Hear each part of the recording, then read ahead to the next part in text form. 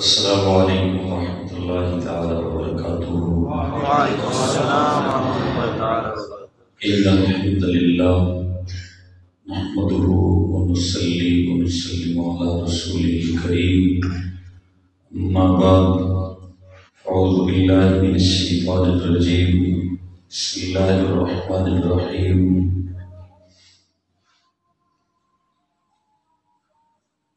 والسابقون الأولون من المهاجرين والأنصار والذين اتبعوهم بإحسان رضي الله عنهم ورضوا عنه۔ قال النبي صلى الله عليه وسلم إن الله اختارني واختار لي أصحابي، صدق الله العظيم وصدق رسوله النبي الأمين الكريم۔ اللهم صل وسلم وبارك على سيدنا ومولانا محمد كما تحب وترضى عدد ما تحب وترضى۔ چرخ خدا کے تارے سرکار کے صحابہ، چرخ خدا کے تارے سرکار کے صحابہ، راہبر میرے تمہارے سرکار کے صحابہ، اصحاب کو تھے پیارے سرکار اپنی جان سے، ہوں کیوں نہ ہم کو پیارے سرکار کے صحابہ۔ جب دور اولی میں تھا دین مشکلوں میں، اس کے بنے سہارے سرکار کے صحابہ۔ تھوڑا سا ستو پی کر، دو ایک کھجوریں کھا کر، کرتے رہے گزارے سرکار کے صحابہ، راہبر میرے تمہارے سرکار کے صحابہ۔ مشکل کوئی بھی آئی، مشکل کے حل کی خاطر اللہ کو ہی پکارے سرکار کے صحابہ۔ خلفائے راشدین تو خلفائے راشدین ہیں، معیار حق ہے سارے سرکار کے صحابہ، راہبر میرے تمہارے سرکار کے صحابہ۔ صدیق عکس حسن کمال محمد است، صدیق عکس حسن کمال محمد است، فاروق ذل جاہ جلال محمد است، عثمان ضیاء شمع جمال محمد است، حیدر بہار باغ خصال محمد است۔ ایمان ماں اطاعت خلفائے راشدین، اسلام ماں آل محمد است۔ انتہائی لائق سب تکریم و اعزاز میرے محترم بزرگوں، بھائیوں، دوستوں، اپنے محترم بھائی مجاہد اسلام، مجاہد ناموس صحابہ حضرت مولانا محمد اشرف صاحب دامت برکات العالیہ، حضرت مفتی جاوید صاحب، بھائی عنایت اللہ صاحب، ان حضرات کی محبانہ مخلصانہ دعوت پر مدرسہ سیدنا حضرت ابوذر غفاری رضی اللہ تعالی عنہ، اتنی خوبصورت مسجد میں، ایسے پیارے ماحول میں آپ حضرات کی زیارت اور ملاقات کا شرف حاصل ہو رہا ہے۔ اور اس میں سمجھتا ہوں کہ جن بزرگوں کی نسبت اندر شاہ بلاول سے ہے، پوری تاریخ ہے، اس میں سادات کا اور سادات گھرانے کا بہت بڑا کردار ہے، اور پورا ایک تاریخی تسلسل ہے اس علاقے پر۔ ان بزرگوں کے جتنے احسانات اور ان کی برکات ہیں، یہ تسلسل انشاءاللہ جیسے چلتا آیا ہے ایسے چلتا رہے گا، کہیے انشاءاللہ۔ اللہ ان نسبتوں کی لاج رکھنے کی توفیق عطا فرمائے۔ میرے محترم دوستوں، بزرگ اور بھائیوں، میں نے آپ کے سامنے قرآن مجید کی ایک آیت کریمہ اور نبی پاک صلی اللہ علیہ وسلم کا ایک فرمان گرامی تلاوت کیا ہے۔ زمانے آ رہے ہیں، جا رہے ہیں، وقت آ رہے ہیں، گزر رہے ہیں، مہینہ کوئی بھی ہو، موسم کوئی بھی ہو، جگہ کوئی بھی ہو، محفل کوئی بھی ہو، سیزن کوئی بھی ہو، اللہ کا ذکر بھی باقی رہے گا، حضور کا تذکرہ بھی باقی رہے گا۔ ایسا ہے یا نہیں؟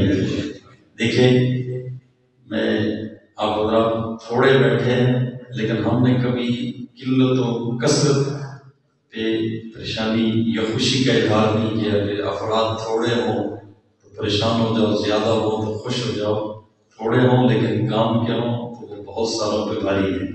اس لیے میں آپ کی اس مجمع کی قلت سے کسی طرح بھی پریشان نہیں، مجھے خوشی ہو رہی ہے آپ حضرات ایک ایسے شہر سے نسبت رکھتے ہیں اور ایسے مقدس اور مان میں تشریف فرمائیں۔ اس لیے جتنی بات کروں گا اللہ اس کو قبول فرمائے۔ آپ توجہ فرمائیں گے، حضرت شاہ اسماعیل شہید دہلی کی جامع مسجد سے تقریر کر کے نکل رہے تھے، سیڑھیاں اتر رہے تھے، تو ایک آدمی آیا اور پورا گندا حال اور الجھے ہوئے بال، چہرے پہ خستہ حالی، آثار مٹی کے نشانات گرد و غبار کے، جیسے روڈ بن رہا ہے تو جو سفر کر کے آئے اس کے چہرے پہ آثار تو ہوں گے، تلنگانہ سے آئے یا میاں والی سے آئے۔ یہی عادت تھی اس پہنچنے والے کی، اور وہ بہت گھبرایا ہو۔ اس نے کہا کہ میں تو بیان سننے آیا تھا اور لوگ نکل رہے ہیں، لگ یوں رہا ہے کہ مولانا اسماعیل کا بیان مکمل ہو گیا ہے، جلسہ ختم ہو گیا ہے، اب جن سے کہہ رہا ہے وہ خود شاہ اسماعیل سے، سبحان اللہ، اس کو نہیں پتا۔ شاہ صاحب نے کہا بھائی آپ بیان سننے آئے ہیں، بابا جی آپ پریشان کیوں ہوتے ہیں؟ یہ نہیں پتا ہے میں شاہ ولی اللہ کا پوتا ہوں، میں ہی شاہ اسماعیل ہوں جس کا بیان سننے دنیا آئی تھی۔ شاہ صاحب وہیں بیٹھ گئے سیڑھیوں پہ، دہلی کی جامع مسجد ہے، بیان سنانا شروع کر دی۔ تو جو خادم ہوتے ہیں ظاہر ہے کہ وہ خدمت پہ معمول ہوتے ہیں، انہوں نے اسی حوالے سے آرام اور راحت کا لحاظ رکھنا۔ تو خادم کہنے لگا اس طرح سے کام میں مختصر بات کر لیں، آپ تھکے ہوئے ہیں، آرام بھی کرنا ہے، پہلے اتنا لمبا بیان مسجد میں کیا۔ اب اس بابا جی کو نہیں پتا کہ یہی شاہ اسماعیل ہے، بیان سنا رہے ہیں، اس کو ایسے سنا رہے ہیں جیسے کہ میں نے سنا ہے اور آپ کو سنا رہا ہوں، یہ بیان کیا شاہ اسماعیل شاہ، حالانکہ خود شاہ اسماعیل شاہید تھے۔ تو جب اس خادم نے کہا نا حضرت اتنا لمبا بیان وہاں کیا، پھر پورا یہاں شروع کر دیا تفصیل سے مکمل، اب ہم بھی ایک جگہ سے ہو گیا ہے، اگر وہاں والا میں یہاں شروع کر دوں تو گھبرانا بھی نہیں چاہیے، لیکن میں ایسا نہیں کروں گا۔ تو شاہ صاحب کو جب خادم نے کہا کہ حضرت مختصر کر دیں، آپ نے آرام بھی کرنا ہے، اتنا لمبا بیان وہاں کیا، یہاں پھر اتنا لمبا، شاہ صاحب کا جملہ سنے آئے گا، سبحان اللہ۔ اب وہاں ہزاروں کا مجمع تھا، یہاں ایک بندہ ہے، اللہ والوں کا جملہ سنیں۔ شاہ صاحب فرمانے لگے وہاں بھی ایک کے لیے کیا ہے، یہاں بھی ایک کے لیے کرنا، ایک سے مراد وہ ہے، وہاں بھی کوئی تھا، یہاں بھی کوئی ہے، وہاں بھی مقصود اس کی رضا ہے، یہاں بھی مقصود اس کی رضا ہے۔ میرے محترم دوستو، ہزاروں ہوں یا ایک ہو، جو ہمارا ہے وہ تھوڑے بھی ہوں تو الحمدللہ کثیر ہے۔ مجھے جملہ یاد آ گیا، بزرگ کا وہ فرماتے تھے کہ خربوزوں کا پورا کھیت اور چھری ایک ہی کافی ہے۔ تو حضرت مفتی محمود صاحب سے کسی نے پوچھا کہ قومی اسمبلی میں آپ چند نام کی گنتی کے علماء ہیں، کیا ہوگا؟ تو حضرت مفتی صاحب نے فرمایا یہ وقت بتائے گا کہ کیا ہوگا۔ فرمایا خربوزوں کا پورا کھیت ہوگا نا، چھری ایک ہی کافی ہے ان سب کے لیے۔ تو حق والے، دین کے ساتھ محبت والے تھوڑے بھی ہوں وہ بہت ہیں یا نہیں؟ میرے محترم دوستو، بزرگ اور بھائی، دنیا میں اللہ کی ایک عادت ہے، اللہ کی ایک سنت ہے، اللہ کا طریقہ ہے، جو چیز جتنی ضروری ہوتی ہے، جتنی عام ہوتی ہے، جتنی ہی اس کی اہمیت ہوتی ہے، اللہ اس کو عام بھی کرتا ہے، سستا بھی کرتا ہے۔ آپ کہیں گے اس کی کوئی مثال دیجیے۔ دنیا میں اگر کسی آدمی کے پاس اپنا گھر نہ ہو وہ زندہ رہ سکتا ہے، کسی آدمی کے پاس اپنا مکان نہ ہو تب بھی زندہ رہ سکتا ہے، پراپرٹی نہ ہو، بینک بیلنس نہ ہو، اولاد نہ ہو، زندہ رہ سکتا ہے۔ کون سی چیز ایسی ہے کہ جو نہ ہو تو انسان سرے سے زندہ ہی نہیں رہ سکتا؟ آپ سوچیں، آپ نتیجے پہ پہنچیں گے دنیا میں دو چیزیں ایسی ہیں جو نہ ہو تو انسان زندہ ہی نہیں رہ سکتا۔ ایک کا نام پانی ہے، ایک کا نام ہوا ہے۔ پانی اور ہوا نہ ملے انسان زندہ ہی نہیں رہ سکتا۔ پانی اور ہوا اللہ نے جسم و جان کے زندہ رہنے کے لیے ضروری بنایا ہے۔ اللہ کو پتا تھا پانی اور ہوا پڑھے لکھے کی بھی ضرورت ہے، ان پڑھ کی بھی ضرورت ہے، شہری کی بھی ضرورت ہے، دیہاتی کی بھی ضرورت ہے، مرد کی بھی ضرورت ہے، عورت کی بھی ضرورت ہے، بچے کی بھی ضرورت ہے، بوڑھے کی بھی ضرورت ہے۔ ہر سی کی زندگی کے لیے پانی اور ہوا ضروری ہے۔ اللہ نے پانی اور ہوا کو سستا بھی کیا ہے، عام بھی کیا ہے۔ اگر یہ بات آپ کو سمجھ میں آ گئی، پانی اللہ نے پیٹرول جتنا مہنگا نہیں کیا، اور ہوا آکسیجن CNG جتنی مہنگی نہیں کی، اس لیے کہ پیٹرول کسی کی ضرورت ہے، پانی ہر ایک کی ضرورت ہے، سی این جی کسی کی ضرورت ہے، آکسیجن اور ہوا ہر ایک کے زندہ رہنے کے لیے ضروری ہے۔ اللہ کو پتا تھا، اللہ نے پانی اور ہوا کو سستا بھی کیا ہے، عام بھی کیا ہے۔ نہ پانی پہ کوئی بل آتا ہے، نہ ہوا، آکسیجن اور سانس پہ کوئی بل آتا ہے۔ اللہ نے کرے جن گھروں میں یہ تکلیف کسی مریض پہ گزری ہے، آپ سوچ نہیں سکتے کہ اگر مریض آکسیجن پہ آ گیا تو صرف سلنڈروں کا خرچہ کتنا ہوتا ہے۔ انسان خدا کا شکر ادا کرتا ہے، واہ میرے مولا، جاگتے جاگتے تو تیرے کرم کے کیا کہنے، سوتے سوتے بھی ہمیں نیند کی حالت میں آکسیجن کون پہنچا رہا ہے۔ سلنڈر کوئی نہیں لگانا پڑتا، ہمیں گیس خرید کے نہیں لانی پڑتی۔ اللہ نے پانی اور ہوا کو سستا بھی کیا ہے، عام بھی کیا ہے۔ اب سنیے میرا عقیدہ، میرے اکابر کا عقیدہ اس جلسے کی غرض ہوتا ہے۔ پانی اور ہوا جسم و جان کے لیے ضروری تھا، اللہ نے پانی اور ہوا کو سستا بھی کیا ہے، عام بھی کیا ہے۔ جیسے پانی اور ہوا جسم و جان کے لیے ضروری ہے، ایسے ہی ذکر خدا اور ذکر مصطفیٰ ایمان کے لیے ضروری ہے۔ وہاں جسم و جان کے لیے پانی اور ہوا ضروری تھا، اللہ نے پانی اور ہوا کو سستا بھی کیا ہے، عام بھی کیا ہے۔ تو ایمان کے زندہ رہنے کے لیے ذکر خدا اور ذکر مصطفیٰ ضروری تھا، اللہ نے ذکر خدا اور ذکر مصطفیٰ کو عام بھی کیا ہے، سستا بھی کیا ہے۔ یہ کسی وقت کا پابند نہیں، ذکر خدا اور ذکر مصطفیٰ کسی علاقے کا پابند نہیں، کسی خاص مجلس کا پابند نہیں، کسی خاص دن کا پابند نہیں، کسی خاص پروگرام کا پابند نہیں۔ ہمارا عقیدہ ہے کہ ایمان کے زندہ رہنے کے لیے 24 گھنٹوں میں ہر لمحے کی ضرورت ذکر خدا اور ذکر مصطفیٰ ہے یا نہیں ہے؟ میرے محترم دوستو، آپ دیکھیں اللہ رب العالمین نے اپنا ذکر کیا ہے، اپنے محبوب کا ذکر کیا ہے، پورا قرآن مجید اس سے بھرا ہوا ہے۔ میں مثال کے طور پر ایک بات عرض کرتا ہوں، اللہ نے کتنا عام کیا، کتنا سستا کیا۔ ابھی ہم آ رہے تھے، عشاء کی اذانیں ہو رہی تھی، ہم اس طرف سے آئے ہیں، اگر تلاگم کی طرف چلے جائیں ہو سکتا ہے اذانیں ہو چکی ہوں۔ آپ کے میاں والی میں یا چکوال میں اذانوں کا وقت مکمل ہوگا، تلاگم میں اذانوں کا وقت مکمل ہوگا، اذان بکھر میں پہنچ جائے گی، اذان خوشاب میں پہنچ جائے گی، وہاں کی اذانوں کا وقت مکمل ہوگا، اذان جھنگ میں داخل ہو جائے گی، جھنگ میں اذانوں کا وقت مکمل ہوا، کبیر والا اذانوں سے گونج اٹھے گا، وہاں کی اذانوں کا وقت مکمل ہوگا، خانے وال میں اذان داخل ہو جائے گی، وہاں اذانوں کا وقت مکمل ہوگا، ملتان اذانوں سے گونج اٹھے گا، وہاں کی اذانیں مکمل ہوں گی، اذان بھاولپور میں داخل ہو جائے گی، وہاں کی اذانیں مکمل ہوں گی۔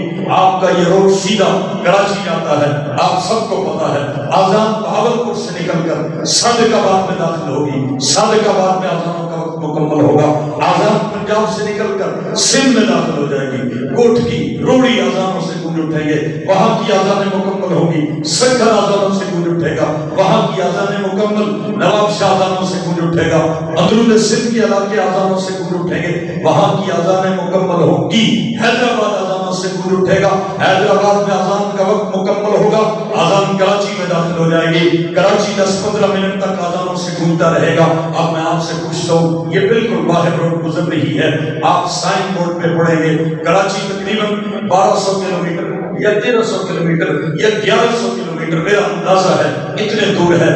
آپ وقت کے لحاظ سے دیکھیں گے 20 منٹ 25 منٹ ہو سکتا ہے، آدھے گھنٹے کا فرق ہو، میں اندازے سے کہہ رہا ہوں بھائی 1200 کلومیٹر ہو اور آدھے گھنٹے کا فاصلہ ہو، اس آدھے گھنٹے میں علاقے بدلے، ٹرینیں بدلی، بسیں بدلی، اڈے بدلے، ضلع بدلے، تحصیلیں بدلی، لیکن اس 1200 کلومیٹر میں آدھے گھنٹے کے فرق میں نہ ذکر خدا رکا ہے، نہ ذکر مصطفیٰ رکا ہے، نہ رب کا نام رکا ہے، نہ رب کے حبیب کا نام رکا ہے۔ میں تو صرف ایک طرف گیا ہوں، آپ مشرق کو بھی لیجئے، مغرب کو بھی لیجئے، شمال کو بھی لیجئے، جنوب کو بھی لیجئے، عرب کو بھی لیجئے، عجم کو بھی لیجئے، یورپ کو بھی لیجئے، امریکہ کو بھی لیجئے، افریقہ کو بھی لیجئے، ایشیا کو بھی لیجئے، بستیوں کو بھی لیجئے، بلندیوں کو بھی لیجئے۔ آپ میز رکھ کے، میز کے ایک کنارے پہ، ایک کونے پہ، میز کے ایک طرف پوری دنیا کا نقشہ نقشہ رکھیں، پوری دنیا کا نقشہ گول گیند کی صورت میں مل جاتا ہے، فٹ بال کی صورت میں مل جاتا ہے، لوگوں نے ٹیبلوں پہ نقشے سجائے ہوتے ہیں، آپ پوری دنیا کے نقشے کو سامنے رکھیں، پوری دنیا کا ایک ایک ملک، پوری دنیا کا ایک ایک علاقہ اور چپا اس نقشے میں موجود ہے، وہ گولائی کی صورت میں گلوبل ولیج آپ ٹیبل کے ایک طرف رکھ دیں، ایک طرف 24 گھنٹوں والی آپ ٹائم پیس رکھ دیں، گھڑی رکھ دیں۔ آج سائنس اس نتیجے پہ پہنچی ہے کہ دن کے 24 گھنٹوں کے کسی نہ کسی لمحے، کسی نہ کسی سیکنڈ، کسی نہ کسی منٹ، کسی نہ کسی دقیقہ، کسی نہ کسی ساتھ 24 گھنٹوں کے کسی نہ کسی حصے میں دنیا کے کسی نہ کسی ملک، کسی نہ کسی شہر، کسی نہ کسی گاؤں، کسی نہ کسی بستی، کسی نہ کسی چپے کونے اور خطے میں نام خدا بھی گونج رہا ہے، نام مصطفیٰ بھی گونج رہا ہے یا نہیں گونج رہا؟ اچھا مجھے یہ بتائیے، نام خدا بھی گونج رہا، نام مصطفیٰ بھی گونج رہا۔ آقا دو عالم صلی اللہ علیہ وسلم مکے اور مدینے سے باہر نہیں نکلے، حضور نے اعلان، میں بہت مختصر سی بات آپ کے سامنے رکھ رہا ہوں، حضور نے اعلان نبوت کے بعد 13 سال مکے میں گزارے اور 10 سال کہاں گزارے؟ میری بات سمجھ آ رہی ہے کہ نہیں آ رہی؟ یہ یہی لے جا رہا ہے۔ بعض دفعہ ہم بول رہے ہوتے ہیں، بعد میں پتہ چلتا ہے آواز تو ساری سوٹ لے گیا، لوگوں کو سمجھ نہیں آئی، درمیان میں پوچھ لیا کرتا ہوں آواز سمجھ آ رہی؟ آ رہی؟ بڑا مجمع ہونا تو بعض ساتھی کہہ دیتے ہیں نہیں آ رہی، میں نے کہا ہاتھ کھڑا کرو کس کس کو نہیں ہے؟ تو ایک شاعری کا جملہ مجھے یاد آ گیا، سید دولت شاہ صاحب بخاری رحمۃ اللہ تعالیٰ علیہ لاہور تقریر کر رہے تھے موچی دروازہ، اس وقت شاہ صاحب کو سننے مسلمان بھی آتے تھے، مہمان بھی آتے تھے۔ مہمان تو جانتے ہیں، مہمان وہ ہوتے ہیں جو عقیدت سے سننے نہیں آتے، کوئی نہ کوئی چھیڑ چھاڑ گڑبڑ کے لیے آتے ہیں۔ شاہ صاحب کی تقریروں میں آتے تھے، ظاہر ہے اتنے بڑے تحریکی آدمی تھے، تو شاہ صاحب کی تقریر میں آ کے شرارت کرنا چاہیے، اور پیچھے سے آواز دی، آواز نہیں آ رہی، کیا کہا؟ اب مجھے یہ بتائیں کہ یہ شور کرنا مجمع میں کی آواز نہیں آ رہی ہے ادب کی علامت ہے، یہ بے ادبی کی؟ کیوں جی؟ بھئی استاد کی آواز شاگرد کو نہ آ رہی ہو، کبھی آپ نہیں دیکھیں گے کہ شاگرد کلاس میں کھڑے ہو کر کہے گا آواز نہیں آ رہی، وہ اٹھ کر اس جگہ پہ آنے کی کوشش کرے گا جہاں آواز آ رہی ہے۔ پیر کی آواز نہ آ رہی ہو، آپ ماشاءاللہ پیرانی گرامی کے علاقے میں رہتے، پیر صاحب کی مرشد کی آواز اگر نہ پہنچ رہی ہو، انسان ہے، آواز میں پستی ہے، کمزوری ہے، آواز نہیں پہنچ رہی، حاجی عبدالوہاب صاحب کی آواز کتنوں کو سمجھ آتی تھی، لیکن مجمع میں کبھی کسی نے شور کیا کہ آواز نہیں آ رہی، سمجھ نہیں آ رہی، او بھائی بیٹھے ہوئے ہیں لوگ، آئے ہائے بڑے بڑے خطیبوں کی تقریر میں وہ مزہ نہیں آ رہا جو حاجی عبدالوہاب صاحب کے ہونٹ ہلانے میں مزہ آ رہا ہے، کیسے سبحان اللہ، صرف لب ہلانے میں جو لوگ لطف لے رہے ہیں، یہ عقیدت کی بات ہے۔ تو ادب کیا ہے کہ نہ آ رہی ہو تو شور نہ کیا جائے۔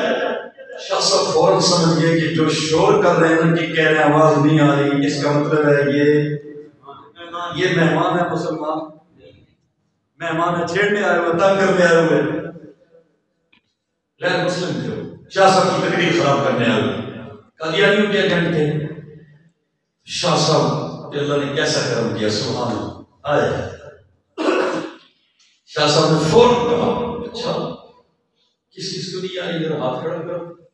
وہ بے دھیانی میں اپنے ہاتھ کھڑا کر، شاہ صاحب نے کہا اب کیسے آئیے؟ نہیں سمجھے، اب کیسے آئیے؟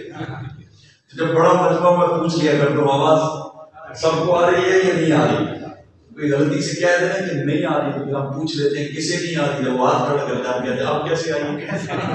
تو آ رہی ہوتی ہے، آ رہی ہے نا، آپ کو تو آ ہی رہی ہے، آ رہی ہے کہ نہیں آ رہی؟ آقا دو عالم صلی اللہ علیہ وسلم اعلان نبوت کے بعد 13 سال کہاں رہے؟ بھائی بول رہے ہیں، میں کہتا ہوں میں وہ تقریر کروں جو آپ کو یاد ملے۔ دیکھیں بات اتنی کریں کہ ہر سنی اس بات کا مبلغ بن جائے، کہو سبحان اللہ، ہر ایک کے وہ منہ میں لقمے کی طرح دے دو تاکہ وہ ہوٹل پہ بیٹھے تب تبلیغ کر سکے، گاڑی میں بیٹھے تب تبلیغ کر سکے۔ ہمارے اکابر نے جوہر نکال کر امت کو دیے۔ امام الاولیاء حضرت مولانا احمد علی صاحب لاہوری، کسی نے کہا حضرت آپ اتنے بڑے عالم ہیں، ساری زندگی قرآن پڑھایا، کوئی بندہ آپ سے پوچھ لے کہ پورے دین کا خلاصہ کیا ہے؟ لاہوری نے فرمایا خاموش ہو جاؤ، میں بتاتا ہوں۔ اگر کوئی بندہ میرے سے پوچھ لے، میں ٹرین کے اسٹیشن پہ کھڑا ہوں، ٹرین کے انتظار میں کھڑا ہوں، ٹرین آ جائے میرا ایک پاؤں ٹرین کے ایک ڈبے میں اور دوسرا اسٹیشن پہ ہو، دوسرا زمین پہ اور ایک ڈبے میں رکھ چکا ہوں، اور کوئی آدمی آ جائے اور کہے مولانا احمد علی پوری زندگی قرآن پڑھایا، قرآن بیان کیا، قرآن کی تفسیر لکھی ہے، پورے دین کا خلاصہ مجھے بیان کر دو۔ فرمایا اللہ کی توفیق سے میں دوسرا قدم ٹرین کے ڈبے میں رکھنے سے پہلے پورے دین کا خلاصہ بیان کر سکتا ہوں۔ ہم اولیاء کو ماننے والے ہیں اور دل و جان سے ماننے والے ہیں۔ الغوری فرمانے لگے کہ وہ میں خلاصہ کیا بتاؤں گا، 3 جملے کہوں گا، قدم اٹھا کے ٹرین کے ڈبے میں رکھ کے اللہ سے اس کو کہوں گا جاؤ بھائی یہ پورے دین کا خلاصہ ہے۔ فرمایا پورے دین کا خلاصہ 3 جملوں میں، اللہ کو راضی کر لو عبادت سے، حضور کو راضی کر لو اطاعت سے، اور مخلوق کو راضی کر لو خدمت سے۔ کیسا پورے دین کا خلاصہ کہ نہیں؟ اللہ کو راضی کرو عبادت سے، حضور کو راضی کرو اطاعت سے، اور مخلوق کو راضی کرو خدمت سے۔ عبادت بھی آ گئی، اطاعت بھی آ گئی، خدمت بھی آ گئی۔ بیلنس برقرار رہا۔ میرے محترم دوستو، اسی طرح جب ہمیں وقت تھوڑا ملے تو جوہر نکال کر کہ لوگ آگے اس کے مبلغ بن گئے ہیں۔ اب میں جو بات آپ کے سامنے کر رہا ہوں، آپ اس کو دل و دماغ میں ذرا بٹھانے کی کوشش فرمائیں۔ آپ کے بعد صلی اللہ علیہ وسلم اعلان نبوت کے بعد یا مکہ میں رہے یا 13 سال مکہ میں اور 10 سال یا مکہ اور مکہ کے مضافات یا مدینہ اور مدینہ کے مضافات۔ قرآن کی صورتیں 2 ہی ناموں سے ہیں، یا مکی ہے یا مکی کا مطلب ہے یہ مکی دور کی ہے، مدنی کا مطلب ہے یہ مدینہ کے دور کی ہے، یا حضور مکے میں رہے یا مکہ کے مضافات میں، یا مدینہ میں رہے یا مدینہ کے مضافات میں۔ میں آپ سے پوچھتا ہوں دندہ شاہ بلال میں ولایت کا فیض پہنچا، موسیٰ زئی شریف ولایت کا فیض پہنچا، کنڈیا شریف ولایت پہنچی، اللہ والوں نے نور ہدایت سے دلوں کو جگمگایا۔ بھئی یہ دندہ شاہ بلاول، موسیٰ زئی، کنڈیا شریف، یہ جتنے اولیاء اللہ آئے ہندوستان میں، ان تک دین ان سے پہلے کس نے پہنچایا؟ آپ کہیں گے جنہوں نے حضور سے لیا، جن کو خدا نے حضور کا شاگرد بنایا، حضور کی مجلس میں بٹھایا، ان پہ اعتماد کیا، ان کے دلوں کو چمکایا، اور حضور کے بعد جن کو دین کا اللہ نے چارج دیا، جن کو دین کا چارج سنبھالنے کا عہدہ دیا، وہ لے کے دنیا میں پھیل گئے۔ اللہ نے اپنے محبوب کو کہا میرے محبوب آپ نے یا جس جگہ میرا گھر ہے اس شہر کو زینت بخشنی ہے، یا جہاں آپ کا در بننا ہے، روزہ بننا ہے، اس شہر کو زینت بخشنی ہے۔ باقی جہاں جہاں تک میری خدائی ہے وہاں وہاں تک تیری مصطفی کو پھیلانے کے لیے میں نے تجھے شاگرد عطا کر دیے ہیں، میں نے تجھے صحابہ عطا کر دیے ہیں، میں نے تجھے یہ ایسے لوگ عطا کر دیے ہیں کہ جنہوں نے تن من دھن وار کر میرے محبوب آپ کی اس امانت کو پوری ایمانداری سے پہنچانا ہے۔ میں خدا ان پہ بھروسہ اور اعتماد کر رہا ہوں۔ میرے محترم دوستو، پھر صحابہ نے پہنچایا کہ نہیں؟ پہنچایا کہ نہیں؟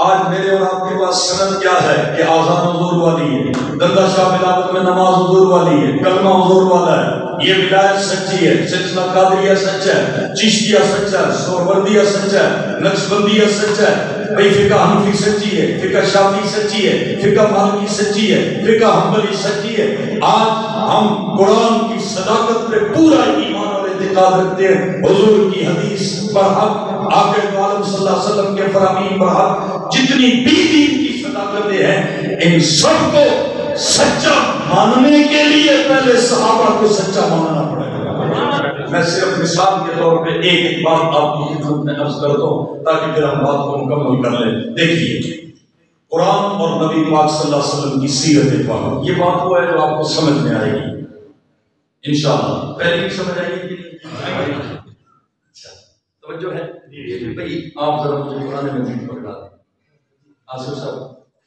یہ اس وقت قرآن منگوانا یہ بھی تقریر کا حصہ ہے۔ اور سبحان اللہ، یہ بات سمجھانے کے لیے میں باقاعدہ درمیان میں ساتھی کبھی کبھی اٹھاتا ہوں کیونکہ اب سمجھانے کے لیے دیکھیں میں نے کہا قرآن پکڑا دیں، انہوں نے قرآن پکڑا دیا، انہوں نے ہاتھ لگا لیا، میں نے بھی لگا لیا۔ دلیل ہے اس بات کی کہ یہ بھی وضو سے ہے، میں بھی بڑی جٹی سی بات ہے جو میں عرض کرنے لگا، ہے علمی مسئلہ لیکن بہت آسان۔ میں نے کہا قرآن پکڑا دے، انہوں نے قرآن دے دیا، میں نے لے لیا۔ قرآن کو ہاتھ لگانے سے پہلے وضو کا ہونا ضروری۔ بھائی میں نے ان کو کہا قرآن پکڑایا، اور یہ اگر ان کو کہتے ہیں نا کہ قرآن پکڑاؤ تو اس کا مطلب بھی آپ کو پتہ ہی ہے کیا ہوتا ہے کہ ان کا وضو تھا تو قرآن کو ہاتھ لگا دیا۔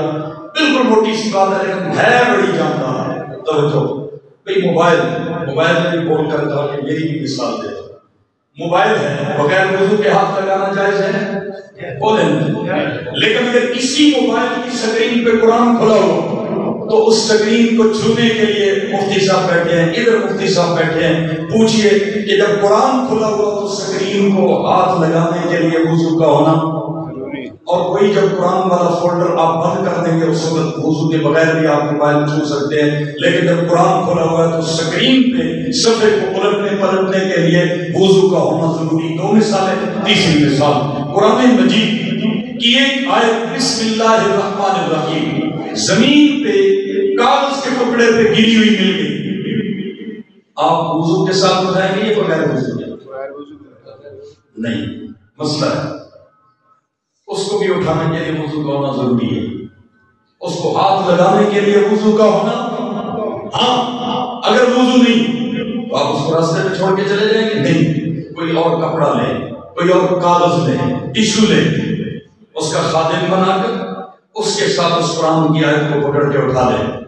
ایک آیت اسے چھونے کے لیے وضو کا ہونا ضروری۔ موبائل کی اسکرین پہ قرآن کھلا ہوا اسے چھونے کے لیے وضو کا ہونا ضروری۔ پورا قرآن ہو اسے چھونے کے لیے وضو کا ہونا ضروری۔ تو دندر شاہ بلال اللہ، یہ قرآن رب نے لکھ کر امت کو نہیں دیا، یہ قرآن رب نے امت کو پڑھ کے دیا تھا۔ رب نے پڑھ کر جبریل امین کو دیا، کلام، تقریر، بیان، خطاب، سپیچ، گفتگو، باتوں کی صورت میں اللہ نے قرآن پڑھ کر جبریل امین کو دیا۔ جبریل امین نے پڑھ کر میرے اور آپ کے آقا کو دیا، لکھا ہوا نہیں، پڑھا ہوا، تحریر کیا ہوا نہیں، تقریر کیا ہوا، آقا کو دیا، بولا ہوا، لکھا ہوا نہیں، کلام کی صورت میں۔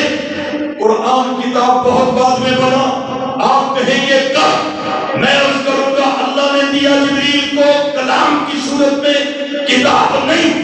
جبریل نے حضور کو دیا کلام کی صورت میں، کتاب کی صورت میں نہیں۔ میرے اور آپ کے آقا نے قرآن صحابہ کو پڑھایا بھی ہے، صحابہ سے لکھوایا بھی ہے، صحابہ سے۔ اب قرآن صحابہ کے جب قلم پہ آیا، صحابہ کے ہاتھوں میں آیا تو کلام سے کیا بن رہا ہے؟ کتاب۔ سمجھو تو خدا صحابہ نے لکھا تو قرآن بنا، کلام سے کتاب۔ آج کتابی صورت میں لکھے ہوئے قرآن کو موبائل میں ہوتا، کاغذ کے ٹکڑے پہ ہوتا، پورے اس کتاب کی صورت میں ہوتا، چھونے کے لیے وضو کا ہونا ضروری ہے۔ اس قرآن کو پکڑنے کے لیے پہلے وضو کرنا ضروری ہے۔ تو پھر میرا عقیدہ ہے جن صحابہ سے اللہ نے پہلی بار قرآن کو کلام سے کتاب بنوایا ہے، پہلے رب نے ان صحابہ کو پاک کیا ہے، بعد میں قرآن ان کے ہاتھوں میں۔ بات موٹی ہے، چھوٹی ہے، لیکن سمجھ آئی کہ نہیں آئی؟ پہلے صحابہ کو رب نے پاک کیا ہے، بعد میں قرآن ان کے ہاتھوں میں دیا۔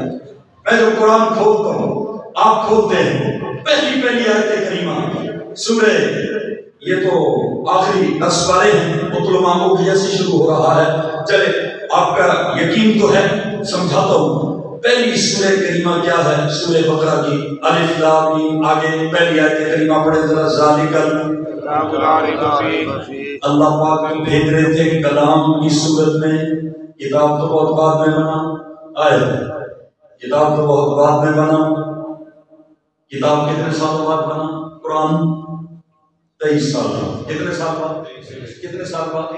او بھائی جو بات پتہ ہے وہ تو یقین سے بولو. کتنے سال بعد؟ 23 سال بعد. حضور کی زندگی میں کتاب بنا پوری؟ جو آیت آتی صحابہ سے لکھوا دیتے. حضور کی زندگی میں بھی لکھنے والے صحابہ، وہ الگ الگ جو حصے لکھے ہوئے تھے حضور کے بعد ان کو جمع کرنے والے بھی صحابہ. تو لکھا تو یہی صحابہ کے ہاتھوں سے. سبحان اللہ. کوئی ایک آیت بھی ایسی نہیں جو حضور نے خود لکھی ہے. یہ بھی صحابہ کی صداقت کے لیے ہم نے انتظام کیا. پڑھایا حضور سے، لکھوایا صحابہ سے. زبان حضور کی ہے، قلم صحابہ کا. زبان حضور کی ہے، ہاتھ صحابہ کی ہے. 23 سال بعد قرآن کتابی صورت میں تیار ہوا. اب اللہ نے جب بھیجا تھا تو اللہ کو کیا کہنا چاہیے تھا؟ ذالک الکلام لا ریب فیہ، جو کلام میں بھیج رہا ہوں اس میں کوئی شک نہیں. ایسے ہی کہنا چاہیے تھا نا. بھئی میں کسی کو اپنی تقریر دوں گا تو کہوں گا نا یہ میری تقریر ہے، کسی کو کتاب دوں گا تو کہوں گا یہ میری کتاب ہے. لاٹھی لاٹھی ہوتی ہے، موبائل موبائل ہوتا ہے، کتاب کتاب ہوتی ہے. ہر چیز کا الگ الگ فرق ہوتا ہے. اللہ نے بھیجا کلام تو کہا کیا؟ کتاب. یہ اتنے سال پہلے اللہ نے کتاب، اس کتاب میں کوئی شک نہیں. سوچے نا ذرا، اس کتاب میں کوئی شک نہیں. اب ایک طالب علم ہونے کے ناطے میں سوال کرتا ہوں اللہ کیا طالب علم نے مفسرین نے یہ سوال اٹھایا کہ ذالک الکلام لا ریب فیہ کہنا چاہیے تھا. آپ نے بھیجا تھا کلام کی صورت میں. آپ کہتے ہیں میرے اس کلام میں کوئی شک نہیں. کتاب تو اس کو ابو بکر عمر نے بنایا. آپ نے اتنے سال پہلے کہہ دیا اس کتاب میں کوئی شک نہیں. کتاب تو یہ بعد میں ابو بکر عمر کے ہاتھوں سے بنی ہے. اللہ کہتے ہیں مجھے پتا تھا، تجھے نہ پتا ہو. مجھے پتا تھا. کچھ لوگ بدبخت ایسے آئیں گے جو کہیں گے ہم اللہ کے کلام کو تو سچا مانتے ہیں، ابو بکر عمر کی لکھی ہوئی کتاب کو سچا نہیں مانتے. اللہ فرماتے ہیں میں نے پہلے ہی کہہ دیا ذالک الکتاب لا ریب فیہ. او دنیا والوں، جیسے میرے بھیجے ہوئے کلام میں کوئی شک نہیں، ابو بکر عمر کی لکھی ہوئی کتاب میں بھی کوئی شک نہیں. اب بتاؤ جو صحابہ کو نہ مانے وہ قرآن کو مان سکتا ہے؟ یہ سورہ بقرہ کی پہلی آیت ابو بکر و عمر کی صداقت کے ترانے پڑھ رہی ہے. رب نے پہلے انہیں ماننے کا کہا ہے، بعد میں بھی قرآن کو مان سکتا ہے. اس لیے اب ایک بندہ مجھے کہنے لگا میں صحابہ کو نہیں مانتا. میں نے کہا تو قرآن کو بھی نہیں مانتا. کہ لگے قرآن کو مان دو. میں نے کہا ہو نہیں سکتا. عبداللہ شاہ بلال اللہ آپ کو بتا دو نسخہ، بتا دو چور پکڑنے کا. بتاؤ نہیں بتا دو. وہ بدبخت کہتے ہیں ہم قرآن کے کلام ہونے کو تو مانتے ہیں. جب وہ کہتے ہیں قرآن کو مانتے ہیں، اصل اندر ایک بات ہوتی ہے. اصل ایک بات ہوتی ہے. تھوڑے مجمع کا یہ فائدہ ہوتا ہے کہ بات سمجھانا آسان ہو جاتا ہے. کیا خیال ہے؟ اس میں تو نارو کی بھی امید نہیں ہوتی. توجہ ہے؟ بات میری سمجھ آ رہی ہے کہ نہیں؟ اچھا وہ کہنے لگا کہ ہم قرآن کو مانتے ہیں. میں نے کہا کون سے قرآن کو؟ آپ نے بھی ایسے ہی سوال کیا. کہنے لگا لوح محفوظ والے کو. میں نے کہا تھلے آ لوح محفوظ میں قرآن کلام تھلے آ. کہتے جبریل امین والے کو. میں نے کہا اور تھلے آ. کہتے حضور والے کو. حضور تک قرآن کیا رہا ہے پتہ ہے؟ کلام. گل مکڑی یہ کتاب تھے. کہو سبحان اللہ. کتاب لکھنے والے چور پکڑنا ہونا بس آپ نے صرف کہنا جب وہ کہنا میں قرآن کو مانتا ہوں صحابہ کو نہیں. آپ کو یہ ہو نہیں سکتا. کون سے قرآن کو مانتا ہے؟ کون سے قرآن کو مانتا ہے؟ تھلے آ. مجھے کہنے لگا بس کافی ہے نا جی. حضور تک آ کے نا روک کر کہتا ہے بس کافی ہے نا جی. میں نے کہا کافی نہیں تو کافر ہے. کافی میں راہ لگا دو تو تھوڑا سا چیزیں ہوتی ہے. بھائی مجھے بتاؤ جو قرآن کی اس کتاب ہونے کو سچا نہیں مانتا وہ مسلمان ہے؟ کافی ہے نہیں کافی. میں نے کافی کہہ رہا ہوں آپ کو کچھ اور سنائی دے رہا ہے. یہی تو ساؤنڈ کی پریشانی ہوتی ہے. میں نے کافی کہا ہے. کیا کہا؟ کون سے والی جو اس موسم میں شہروں میں پی جاتی ہے؟ کافی. کہتے جی کافی ہے. میں نے کہا نیچے آؤ. کہتے بس کافی ہے. میں نے کہا کوئی کافی ہے نہیں سمجھے. میں نے بھی کافی ہے نا بس تیرا یہی کہہ دینا کافی ہے. بولو بھائی قرآن کو ماننے کے لیے کلام کو بھی ماننا ضروری ہے اور کتاب کو بھی ماننا ضروری ہے. اس لیے اب میں 6 نمبر بتا دیتا ہوں. میں نے کہا تھا ہمارے کابل نے بالکل خلاصے نکالے ہوئے. اب عنایت اللہ مجھے غصے سے دیکھ رہا ہے. یہ تقریر ہمارے وہاں کیوں نہیں کی ہے بھائی؟ وہاں کی اپنی یہاں کی اپنی کیا ہے. توجہ ہے؟ توجہ ہے؟ 6 نمبر بتا دو ہمارے اکابر میں، جیسے تبلیغ والوں کے 6 نمبر ہیں نا، پورے دین کے اعمال کا خلاصہ اس میں آ گیا۔ اب یہ ایمان کے 6 نمبر ہیں، یہ میرے اپنے نہیں، حضرت علامہ خالد محمود صاحب جو اس آخری زمانے میں حجت تھے اہل سنت والجماعت کے لیے، اور بڑا ہی حضرت علامہ صاحب کے اللہ راضی ہوا، سبحان اللہ۔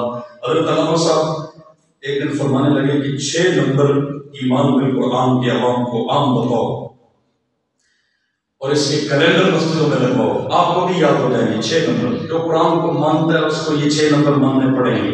ان 6 نمبروں میں سے جو کسی ایک کو بھی مس کرتا ہے، ایک کو بھی نہیں مانتا، وہ قرآن کو نہیں مانتا، ڈٹ کر کہہ دینا ہے کہ قرآن کو نہیں مانتا۔ 6 نمبر میں بتاتا ہوں۔ پہلا نمبر لوح محفوظ، قرآن پہلے کہا تھا۔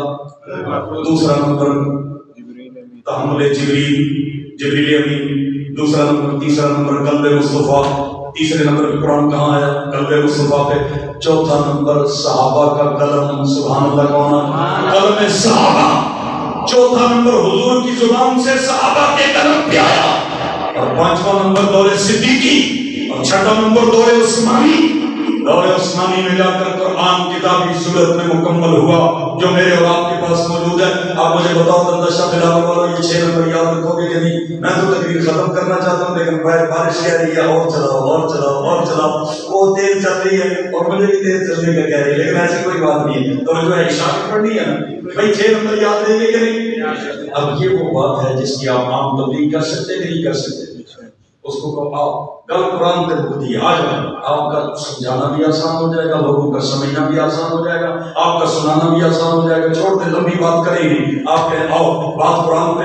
قرآن کو مانتے ہو؟ وہ کہے گا میں مانتا ہوں۔ صحابہ کو مانتے ہو؟ قرآن کو ماننے سے پہلے صحابہ کو سچا ماننا ضروری ہے، اس لیے کہ قرآن لکھ کے دینے والے کون؟ صحابہ۔ بولو بھائی، یہ قرآن کتابی صورت میں پورے کا پورا لکھ کے دینے والے کون؟ صحابہ ہیں۔ اب مجھے بتاؤ، صحابہ نہ ہو، قرآن کا ایک حرف بھی قرآن ہونے کے ناطے ہم مان سکتے ہیں؟ وہ ایک حرف لکھ کے دینے والے کون؟ صحابہ۔ اتنی بات سمجھ آ گئی؟ اب آؤ سیرت کی طرف۔ یہ تو میں نے قرآن کی بات کی، صحابہ نہ ہو، قرآن کا ایک حرف بھی قرآن ہونا ہم نہیں مان سکتے۔ میں ایک جلسے پہ گیا تو سیکٹری صاحب میرے کان میں کہنے لگے مولانا یہاں کوئی مسئلہ اور طرح کا ہے تو آپ صرف حضور کی باتیں کریں، صحابہ کا نام نہ لیں۔ کہہ دیتے لوگ، کہہ دیتے حضور کی بات کریں، صحابہ کا نام نہ لیں۔ اور وہ بھی بیچارہ اپنے طور پہ مجبور تھا، کہنے لگا جی یہاں کچھ لوگ ہیں صحابہ کا نام لیں گے انہیں پریشانی ہوگی، پھر گڑبڑ ہوگی تو ہمارا ماحول خراب ہو جائے گا، آپ حضور کی باتیں کریں۔ حضرت ٹھیک ہے، آپ حضور کی باتیں کریں۔ آواز آ رہی ہے میری؟ یہ نہ کہنا نہیں آ رہی۔ اچھا توجہ ہے، حضور کی باتیں کریں، صحابہ کا نام۔ کچھ لوگ اس غلط فہمی کے شکار ہیں کہ حضور اور ہیں صحابہ، ہائے ہائے، صحابہ کو کون جانتا تھا اگر حضور کی نسبت نہ ہوتی؟ صحابہ ہیں ہی حضور کی نسبت سے۔ تو یارو، استاد کا سارا تعارف اس کے شاگرد ہوتے ہیں کہ نہیں ہوتے؟ استاد کی خوشبو کون ہوتے ہیں؟ بتاؤ نا۔ درخت کی خوشبو کون ہوتے ہیں؟ پھل ہوتے ہیں نا، پھول ہوتے ہیں۔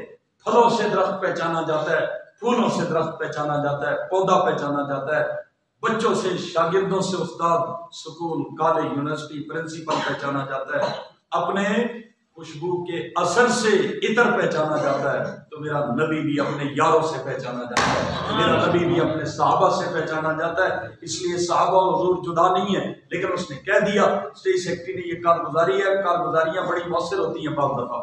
اچھا مجھے کہا کہ آپ نے صحابہ کا نام نہیں لینا، صرف حضور کی باتیں کرنی ہے، ماحول کہیں گڑبڑ نہ ہو جائے۔ میں نے کہا اچھا بھائی، اب تقریر شروع کر دی، سناؤ، لمبی نہیں ہے، ایسی شارٹ کٹ ہے۔ بھائی بولو، تسی کہو گے ہم نویں تقریر بھی شروع بھائی میں صرف کارگزاری اس کی سنا رہا ہوں، میں کوئی ساری تقریر تھوڑی سنا رہا ہوں، صرف اس میں سے جو بات فائدے کی ہے، کیونکہ اس بات سے فائدہ ہوا، نظریہ سمجھ میں آیا، سوچ بنی، ذہن بنا۔ اچھا بھائی، میں نے کہا اب مجمع کے سامنے تقریر شروع کی، میں نے کہا دل چاہتا ہے حضور کی باتیں کروں، حضور کی، لیکن حضور کی جو بھی بات کروں بتانے والے صاحب کہو سبحان اللہ۔ مجھے بتاؤ نا یار، کوئی حضور کی بات ایسی ہے جو امت کو میرے اور آپ کے دادا جان یا نانا جان کی وجہ سے پہنچی ہو، حضور کی جتنی باتیں ہیں وہ حضور کے یاروں سے پہنچی ہے نا. تو میں نے کہا مجھے پابند کیا گیا ہے کہ حضور کا نام لینا ہے، صحابہ کا نہیں لینا. میں کروں تو کروں کیا، جاؤں تو جاؤں کدھر؟ ابھی میں مجبور ہوں. دل چاہتا ہے حضور کا میلاد سناؤں، لیکن حضور کی ولادت کی کوئی بات سناؤں تو بتانے والے کون ہیں؟ بولو میلاد کا تذکرہ کروں تو بتانے والے کون ہیں؟ حضور کو دائی حلیمہ لے گئی. میں نے کہا میرا دل چاہتا ہے، لیکن مجھے یہ تو بتاؤ دائی حلیمہ کا یہ پورا واقعہ سنانے والے، امت کو پہنچانے والے کون ہیں؟ صحابہ ہیں. حضور صلی اللہ علیہ وسلم کا 1 2 3 4 سالہ بچپن بیان کرنے کو دل چاہتا ہے، لیکن کریں تو کس کا نام آتا ہے؟ صحابہ کا نام آتا ہے نا. میں نے کہا صحابہ کا نام آتا ہے. حضور اکرم صلی اللہ علیہ وسلم کا 5 6 7 8 سال 9 سال 10 سال تک کا بچپن بیان کریں. دل تو چاہتا ہے بیان کریں، لیکن بتانے والے کون ہیں؟ پہنچانے والے کون ہیں؟ پھیلانے والے کون ہیں؟ ان باتوں کی لذت دینے والے کون ہیں؟ اور ان باتوں کی مٹھاس پہنچانے والے کون ہیں؟ یار حضور صلی اللہ علیہ وسلم کے دین کی خوشبو آج پوری دنیا میں مہک رہی ہے. داڑیاں لوگوں نے رکھ لی، پگڑیاں رکھ لی، نمازیں پڑھ لی، مسجدیں بن گئی، تبلیغ ہو رہی ہے، جہاد ہو رہا ہے، خانقاہیں چل رہی ہے، تبلیغی مراکز. مجھے بتاؤ یہ خوشبو مکے اور مدینے سے لے کر پوری دنیا میں پھیل جانے والے کون ہیں؟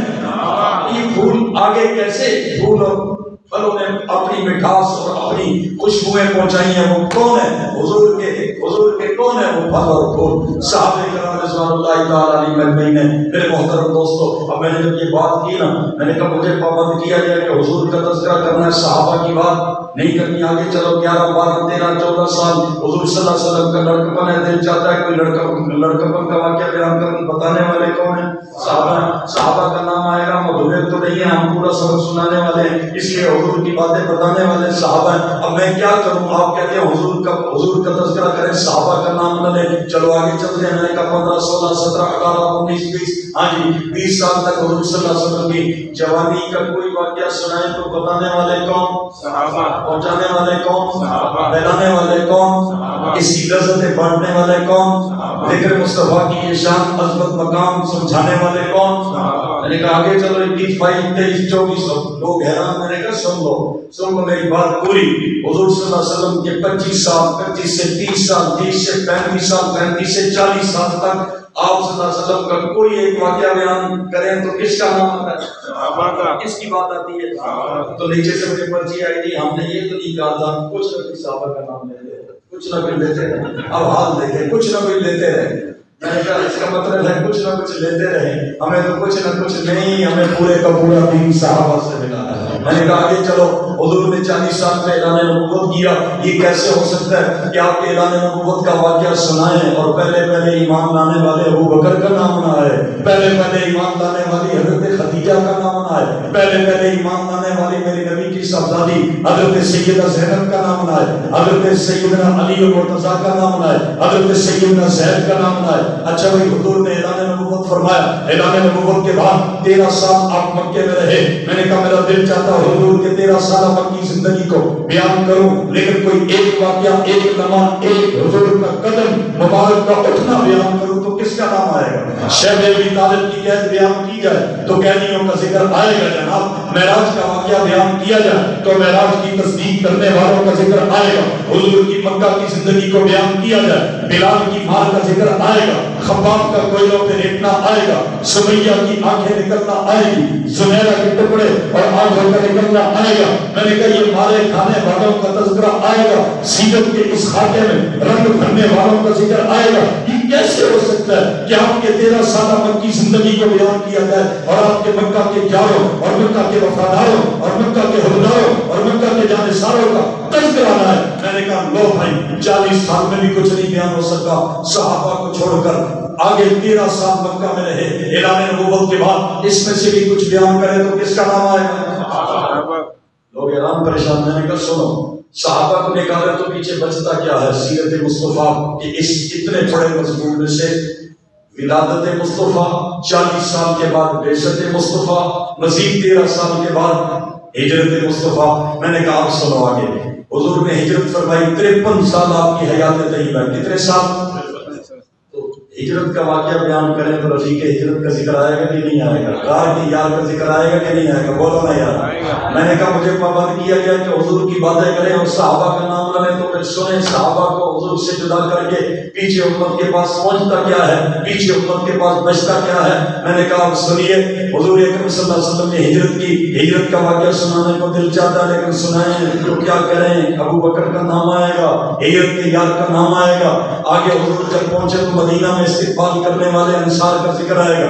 آپ نے مجھے پابند کیا کہ صحابہ کا نام نہیں لینا، آپ نے نہیں کیا، میں کارگزاری سنا رہا ہوں۔ پابند کیا گیا کہ صحابہ کا نام نہیں لینا، تو آپ سنیں حضور مدینہ پہنچے، 10 سال مدینہ میں گزارے۔ ہاں بھی دندا والوں، اب مجھے بتاؤ مدینہ کے 10 سالوں میں کوئی واقعہ بیان کرے تو کس کا نام آئے گا؟ مدینہ میں غزوہ بدر ہوا، بدر کا ذکر آئے گا تو بدر کے غازیوں کا ذکر آئے گا، بدر کے مجاہدوں کا ذکر آئے گا، احد کا ذکر آئے گا تو احد کے شہیدوں کا ذکر آئے گا، خندق کا ذکر آئے گا تو خندق کے مجاہدوں کا ذکر آئے گا، جناب تبوک کا ذکر آئے گا تو تبوک کے غازیوں کا، تبوک کے شرکاء کا ذکر آئے گا، میرے نبی کے حج کا ذکر آئے گا تو ساتھ حج کرنے والوں کا ذکر آئے گا، عمرے کا ذکر آئے گا تو عمرہ کرنے والوں کا ذکر آئے گا، میرے نبی کے سفر کا ذکر آئے گا تو سفر کے ساتھیوں کا ذکر آئے گا۔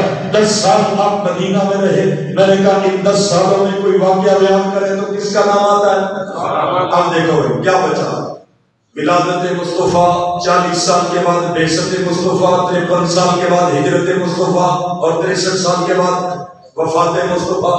جی اب یہ 4 انگلیوں میں سیرت کا تذکرہ آ گیا۔ دندا والوں اب بتاؤ میرا عقیدہ کیا ہے؟ میرا عقیدہ ہے دھرتی کے سارے درخت قلم بن جائیں، دھرتی کے سینے پہ بہتا ہوا سارا پانی سیاہی بن جائے، دھرتی کا پورا سینہ صفا بن جائے، لکھنے والے جن انسان فرشتے اگلے پچھلے سارے جمع ہو جائیں، میرے نبی کے نام محمد کی نیل بھی پوری طرح نہیں کی جا سکتی ہے۔ میرا عقیدہ ہے اب یہ جو تذکرہ ہے جو لکھنے میں لکھا نہ جا سکے، سمیٹنے میں سمیٹا نہ جا سکے، لپیٹنے میں لپیٹا نہ جا سکے، جس کو لکھنے والے تھک گئے، بولنے والے تھک گئے، پڑھنے والے تھک گئے، سوچنے والے تھک گئے، اس نتیجے پہ پہنچے تھکی ہے فکر رسا اب اور مذہبہ کی ہے، قلم ہے آمدہ کا اور مذہبہ کی ہے، وقت تمام ہوا اور مذہبہ کی ہے۔ مجھے بتاؤ یہ سیرت کا تذکرہ صحابہ کے تذکرے کے ساتھ والا ہے یا صحابہ کے بغیر والا ہے؟ میں نے کہا حضور کی سیرت صحابہ کو نکالے تو کتنی انگلیوں میں آ جاتی ہے؟ 4 میں۔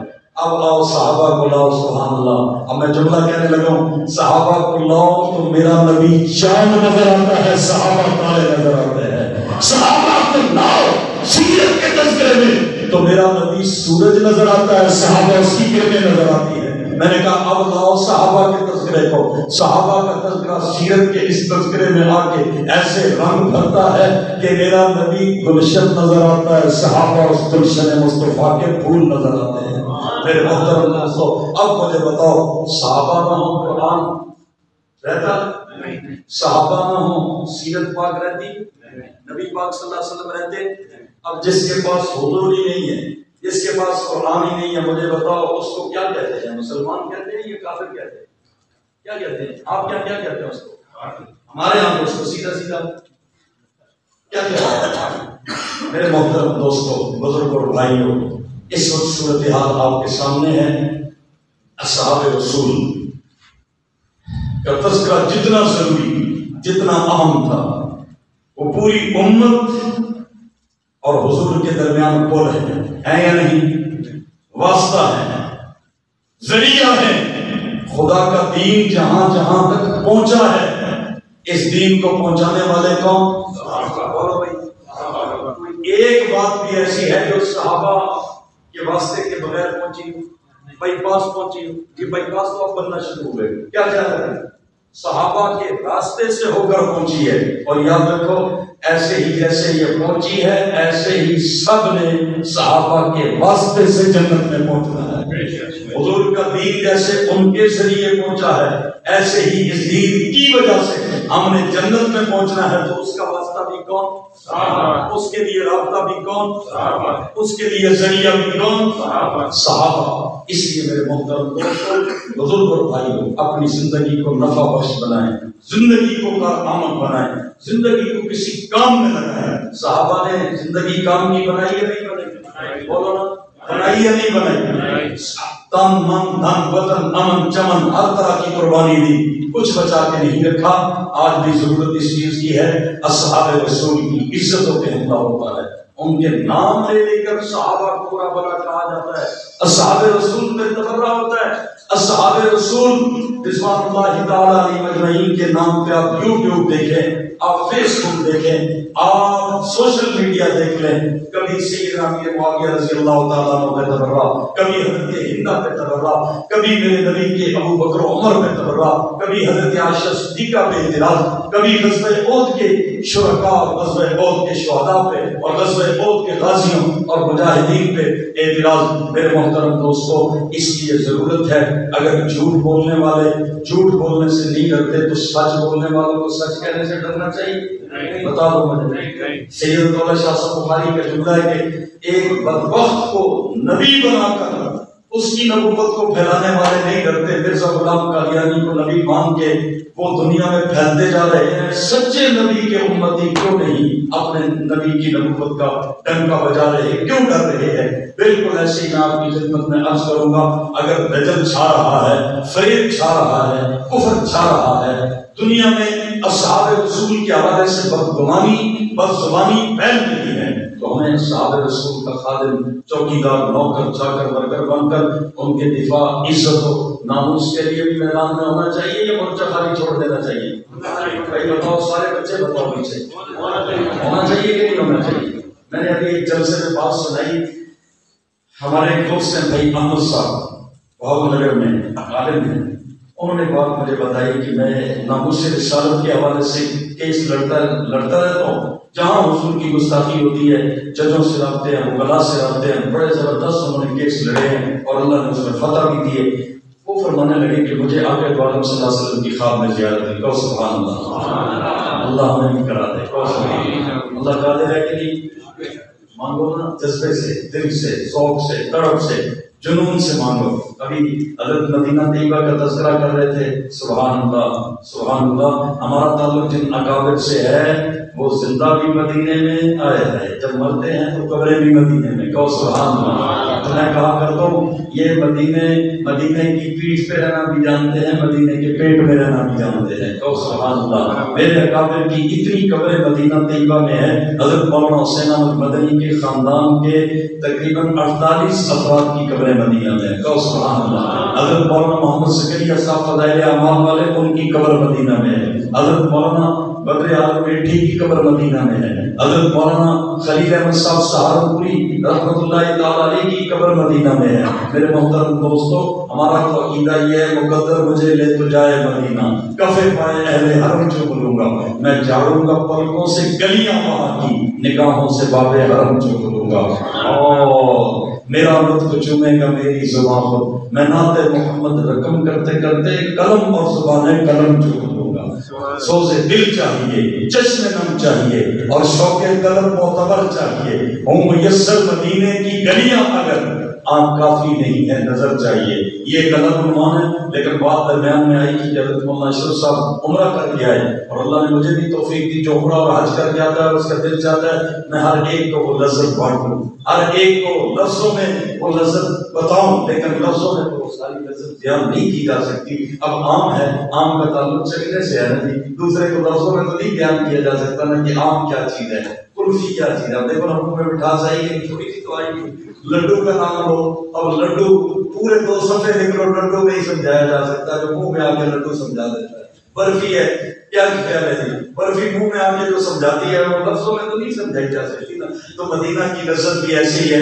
یہ جو گنبد خضرا ہے نا، یاد رکھو، دل و دماغ میں اس بات کو بٹھا لو. مدینہ طیبہ میں جو گنبد خضرا ہے، مدینہ طیبہ میں جب آل سعود کی حکومت آئی 1926 میں، یہ عام بھی ریکارڈ بات ہے، 1926 میں انہوں نے قبروں سے گنبد گرانا شروع کر دیے. پرانی تصویر اگر آپ دیکھیں، میں نے ایک جگہ دیکھی ہے، پرانی تصویر میں بہت ساری قبروں پہ گنبد بنے ہوئے ہیں. جنت المعلا میں بھی، جنت البقیع میں بھی، حضرت سیدہ خدیجہ کی قبر پہ بھی گنبد تھا، حضرت عثمان کی قبر پہ بھی گنبد تھا. یہ گنبد سارے انہوں نے گرا دیے. جب گنبد گرا دیے، بالآخر اس نتیجے میں پہنچے کہ گنبد خضرا کو بھی شہید کر دیا جائے. سبز گنبد یہ جو آج موجود ہے آقا کے روضے پہ، اس کو بھی گرا دیا جائے. پوری دنیا کے مسلمانوں نے احتجاج کیا. انعام کی ریکارڈ بات بتا رہا ہوں، پوری دنیا کے مسلمانوں نے احتجاج کیا. جب احتجاج حد سے بڑا اور پوری دنیا سے پیغام پہنچے، اس وقت پاکستان نہیں بنا تھا، ہندوستان تھا. ہندوستان سے گنبد خضرا کی جنگ لڑنے کون گیا تھا؟ آج بھی آپ تاریخ اٹھا کے دیکھیں، ہندوستان سے اس گنبد خضرا کا مقدمہ لڑنے کے لیے علماء دیوبند گئے تھے. کہو سبحان اللہ. اور بھائی سب تھے، لیکن گئے صرف یہی لوگ تھے، علماء دیوبند. حضرت مولانا شبیر احمد صاحب عثمانی، جنہوں نے پہلی بار کراچی میں پاکستان کا جھنڈا لہرایا. علامہ شبیر احمد صاحب عثمانی بھی پہنچے اس وقت میں. جب یہ اجلاس ہوتا رہا مکہ المکرمہ میں 1 مہینہ تک، روزانہ صبح سے شام تک مفتی بیٹھتے، علماء بیٹھتے، پوری دنیا کے اسلامی ممالک سے آئے ہوئے مفتیان اپنے دلائل دیتے، سعودی عرب کے مفتی اپنے دلائل دیتے. وہ کہتے قبر پہ گنبد کی اجازت کہاں پہ ہے بتاؤ. سارے مفتیان دلائل دیتے، لیکن وہ دلائل کمزور ہوتے. سعودی عرب کے مفتی کہتے شاہ سعود، کہتا بھائی جواب دو. اور یہاں سے اگر مفتی سارے ناکام ہو جاتے تو اس کے بعد ان کے لیے گنبد خضرا گرانا. اور آپ پریشان نہ ہو. شاہ صاحب تقریر کر رہے تھے، سیرت اور شاہ صاحب بخاری، مجھے جملہ یاد آ گیا. شاہ صاحب میری کو نظر سامنے ہے، اصل میں بارش نظر آ رہی ہے، لائٹ بھی چل رہی ہے، وسیع نظر آ رہی ہے. جب کم ہوگی تو انشاءاللہ آپ بہادر لوگ ہیں، آپ کہیں گے مولانا تقریر مکمل کریں، ہم بارش میں بھی جا سکتے ہیں. اچھا یار، یہ اللہ والوں کا شہر ہے، تذکرہ آ گیا اللہ والوں کو. میں نے کچھ سوچ کر تو نہیں آیا، مجھے پتا بھی نہیں تھا کیا نہ کیا. میں نے مولانا اشرف صاحب نے فرما دیا کہ راستے میں یاد آیا کہ عمرہ کر کے آئے تو 40 دن تک دل کی زیارت کرنا بھی ثواب ہے. سبحان اللہ. یار یہ تو دیکھو، ہم محبت والے لوگ ہیں نا. یہ دیکھو ذرا میری طرف دیکھو. اب میں ان کی طرف دیکھ رہا ہوں تو میری تصویر ان کی آنکھوں میں، اور ان کی تصویر چھوٹی سی تصویر ہے، مائکرو سی چھوٹی سی تصویر. یہ تصویروں کا آ جانا، اب سنو ہم کس محبت والے لوگ ہیں. حضرت شیخ عبد القادر جیلانی محبوب سبحانی قطب ربانی ربیع الثانی ہے، اور اسی میں محبوب سبحانی کا وصال بھی ہے.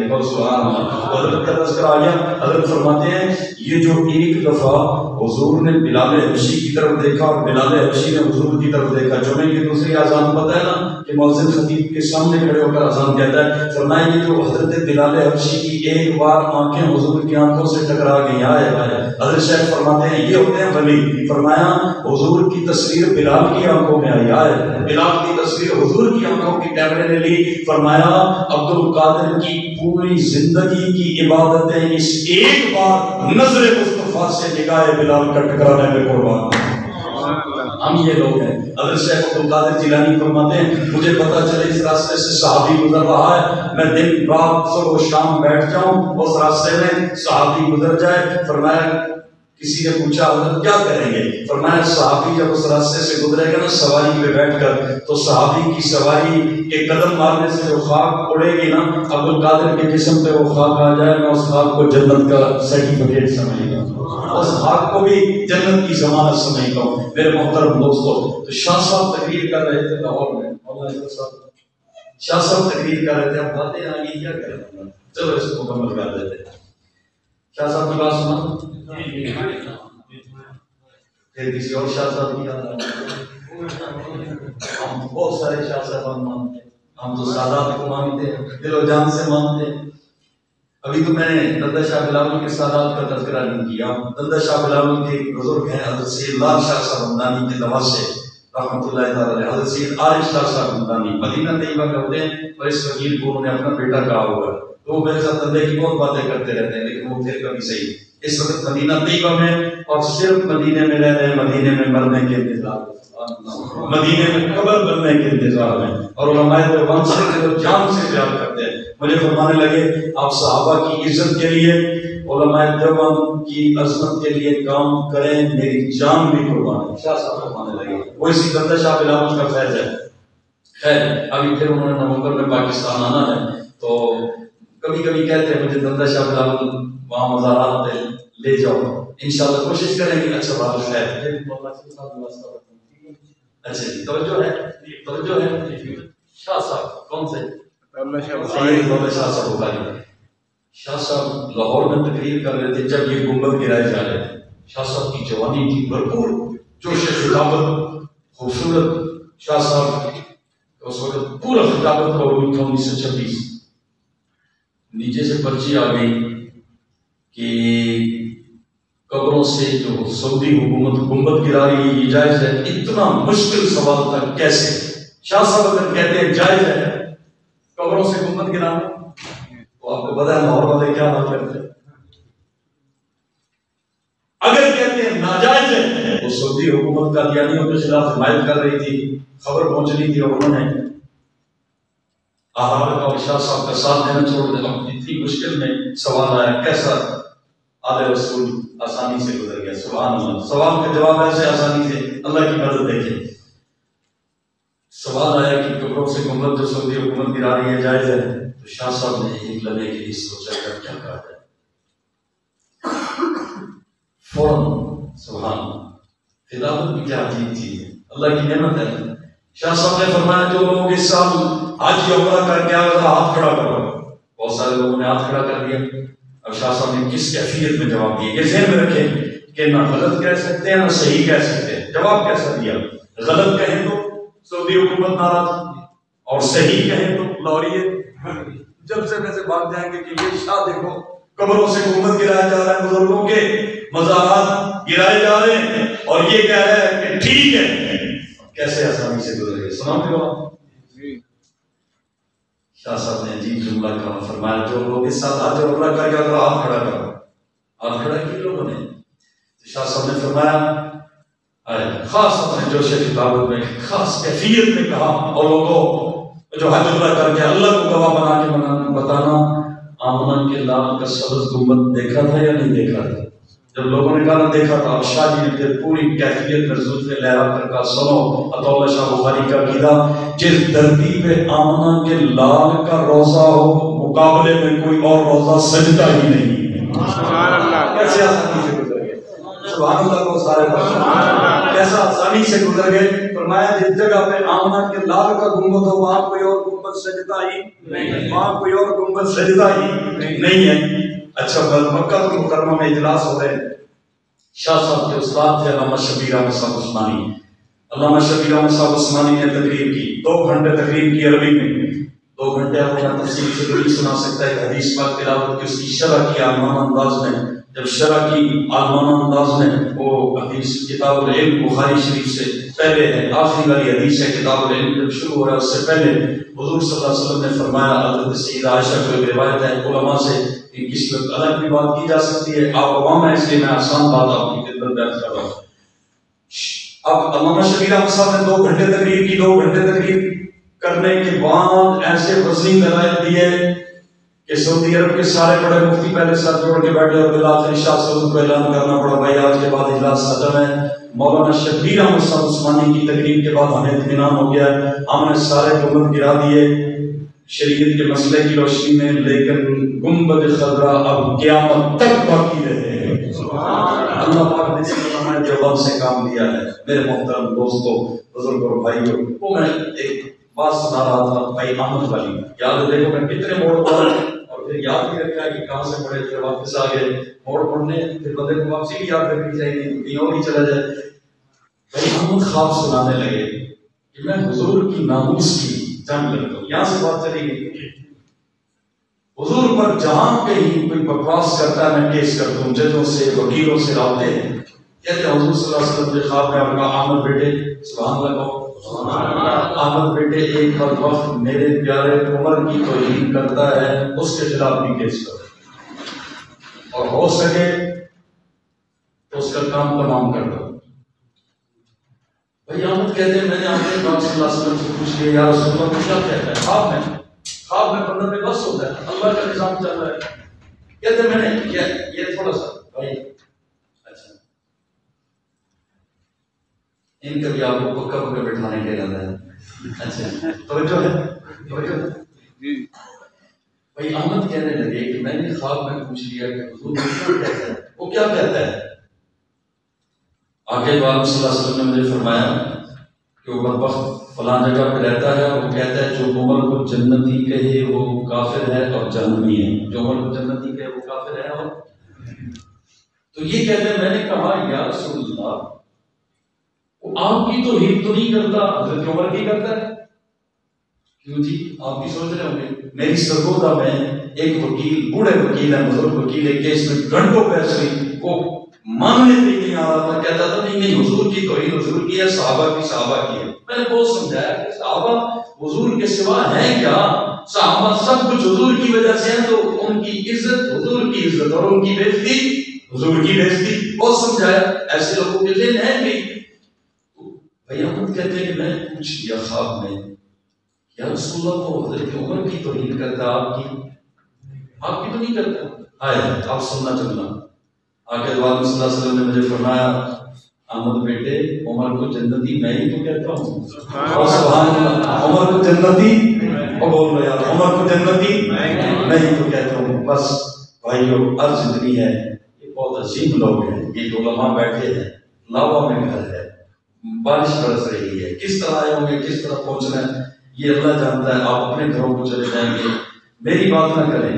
ان حضرات کا حوصلہ ہمت دیکھیں. ہم تو کبھی کبھی کئی مہینوں بعد کسی ایک علاقے میں جانا ہوتا ہے, یہ جو شب و روز آپ میں رہتے اٹھتے بیٹھتے ہیں, لیکن ان جوانوں کی جوانیوں کو بھی تو سلام کرو جنہوں نے حضور کی یاد کے لیے اپنا سب کچھ وقف کیا. اور مشکل ہے بہت, جان ہتھیلی پہ رکھ کے, جو کفر ہے اس کا مقابلہ آسان نہیں ہے. اپنی جان بالکل ایسے تیروں اور گولیوں کے سامنے لا کر اس کفر کا مقابلہ کرنا ہوتا ہے. اصحاب رسول کی عزت و عظمت پہ پہرا دینا اتنا آسان نہیں ہے. دنیا کی کفریہ ساری طاقتیں کافروں کے ساتھ کھڑی ہیں, حضور کی گستاخی پہ خوش ہوتے ہیں, صحابہ کی گستاخی پہ خوش ہوتے ہیں.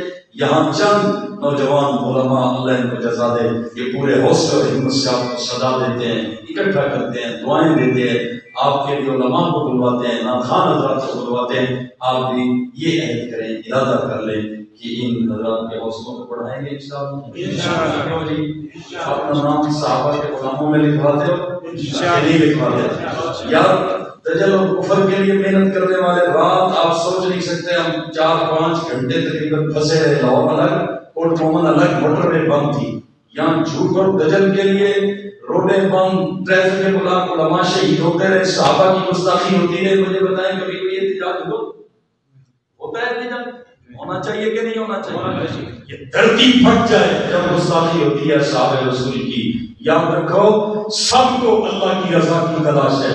حدیث پاک میں آتا ہے جنت میں سب سے آخر میں جو نعمت ملنی ہے نا, ساری نعمتیں مل چکی ہوں گی. اللہ کہیں گے جنتیوں مجھ سے ناراض تو نہیں ہو. جنتی کہیں گے اللہ راضی ہے, ناراض ہونے کی وجہ ہی کوئی نہیں. اللہ کہیں گے ناراض ہونے کی وجہ بنتی ہے کیونکہ ایک چیز میں نے بچا کے رکھی ہوئی ہے, تو جب کوئی چیز بچا کے رکھی ہو وہ نہ دی جائے تو ناراض ہونے کی گنجائش ہوتی ہے. اب ہم آئے ہوئے من حافظ جی یا ڈھولک اور یہاں تقریر کے لیے نہ آتے تو مولانا کے لیے ناراضگی کا باعث تھا کہ نہیں؟ بھائی بولو تو صحیح, ناراضگی ہو سکتی تھی. کسی آدمی کے گھر میں گاڑی کھڑی ہوئی, مہمان آیا اور موبائل رکشے پہ بٹھا دے تو دل میں تو جاتا ہے کہ گاڑی کھڑی تھی اور مجھے, جب نعمت ایک باقی ہو, چیز ایک موجود ہو اور وہ نہ دی جائے تو ناراضگی تو بنتی ہے. اللہ کہیں گے جنتیوں مجھ سے ناراض تو نہیں ہو, جنتی کے لیے اللہ سب کچھ مل چکا, راضی ہے, ناراضگی کی بات ہی کوئی گنجائش نہیں. اللہ کہیں گے ایک چیز ابھی باقی ہے, ناراضگی کی گنجائش بن سکتی ہے, اس لیے میں نے پوچھا ناراض تو نہیں ہو. سنیے حدیث پاک میں آتا ہے اللہ کہیں گے جنتیوں, جنتی اب حیران کہ اللہ سب کچھ دے دیا, ہم سوچتے ہیں تو نعمت ہمارے منہ میں آ جاتی ہے, سوچتے ہیں تو نعمت سامنے آ جاتی ہے, کیوں نہیں؟ ایک بندہ مجھے کہنے لگا جنت میں گاڑیاں بھی ہوگی. میں نے کہا گاڑیاں تو ہوتی ہیں سفر طے کرانے کے لیے, وہاں سفر ہے ہی کوئی نہیں. وہی بندہ میرے حوالے سے تلک ادھر سوچنا ہے, میاں والی سامنے، ادھر سوچنا ہے تو میاں والی کی جنتی سامنے، تو وہاں سوچ پہ کم ہے. لیکن میں نے کہا ہاں گاڑی پہ سوچے گا تو گاڑی بھی ہو جائے گی. وَلَكُمْ فِيهَا مَا تَشْتَهِي أَنفُسُكُمْ وَلَكُمْ فِيهَا مَا تَدْعُونَ. تم سوچتے جاؤ، ادھر سوچو، خیال کرو نعمت تمہارے پاس. اب ساری نعمتیں مل چکی، سوچو کہ کون سی نعمت ہو سکتی. نندہ شاہ بلاول والو، نندہ شاہ بلاول والو آ کے دعا فرماتے ہیں اللہ فرمائیں گے جنتی وہ نعمت میں تمہیں دینے لگا ہوں، اور دیکھنا جب وہ نعمت آئے گی پچھلی ساری نعمتوں پہ چھا جائے گی. سبحان اللہ. جنتیوں سارے اکٹھے ہو جاؤ، جنت مل گئی، ساری نعمتیں مل گئی، آخر میں اللہ سب کو اکٹھا کر کے کہیں گے وہ نعمت اب میں دے رہا ہوں.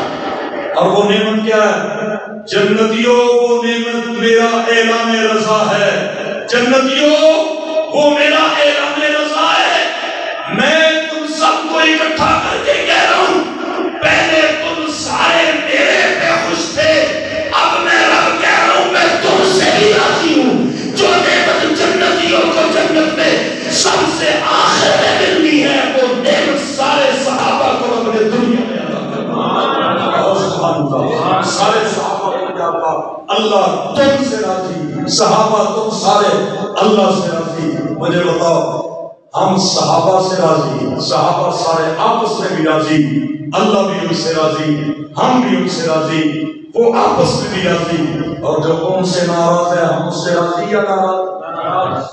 دوست کا دوست دوست ہوتا ہے، دوست کا دوست اور دوست کا دشمن نہیں. آپ کیا کیا ہوتا ہے؟ میں نوکری بات کر رہا ہوں. ہمارے یہاں دوست کا دشمن کیا ہوتا ہے؟ اور دوست کا دوست آپ کیا کیا ہوتا ہے؟ یہی ہوتا ہے. تو پھر بس ارادہ کر لو، جینا مرنا، پیار محبت وفا جفا، یہ سب کس کے لیے؟ اصحاب رسول. او بھائی یہ اللہ پہ بھی لوگ گڑبڑ کر جاتے ہیں، میری بات ذہن میں رکھو. اللہ پہ لوگ دھوکہ دے جاتے ہیں. اللہ پہ عیسائی بھی کہے گا بھائی میں اللہ کا بندہ ہوں، یہودی بھی کہے گا میں اللہ کا بندہ ہوں. پکے ٹھکے سنی مسلمان بن جاؤ. میری بات یاد رکھو، اس وقت سنیت بیچاری لاوارث پھر رہی ہے. لوگ گیڑا دے جاتے ہیں، بڑے بڑے عجیب خوشنما نعرے بنائے ہوئے. اصحاب رسول پہ دوستی دشمنی کا معیار اور بنیاد رکھی ہے. رکھیں گے انشاءاللہ، ڈٹ کر کہو انشاءاللہ. کوئی پوچھے گا تو کیا کہنا ہے؟ میں مسلمان ہوں یا سنی مسلمان ہوں؟ بہت بڑھیا، کون سا مسلمان؟ اور نجات بھی سنی مسلمان کے لیے. ہاں سیدھی سی بات ہے، حضور نے فرمایا ناجی فرقہ یہی ہے، جنتی فرقہ یہی ہے، نجات والا یہی ہے. تو ایک بندہ مجھے کہنے لگا سنیوں میں بھی تو کوئی کیا؟ میں نے کہا آپس میں پیار محبت سے وہ چھوٹے چھوٹے اختلاف میں حل کیے جا سکتے ہیں. ٹھیک ہے، وہ اختلافات بھی صحابہ کے قدموں میں آ کے حل ہونے ہیں. سبحان اللہ. وہ اختلافات الحمدللہ حضرت مولانا حکیم نواز صاحب سندھی رحمۃ اللہ تعالی علیہ اور ان کے پیچھے جتنے اصحاب رسول کی مدحت عزت عظمت کے لیے جانیں قربان کرنے والے لوگ آئے، انہوں نے سنیوں کے اختلافات مٹائے کہ نہیں مٹائے؟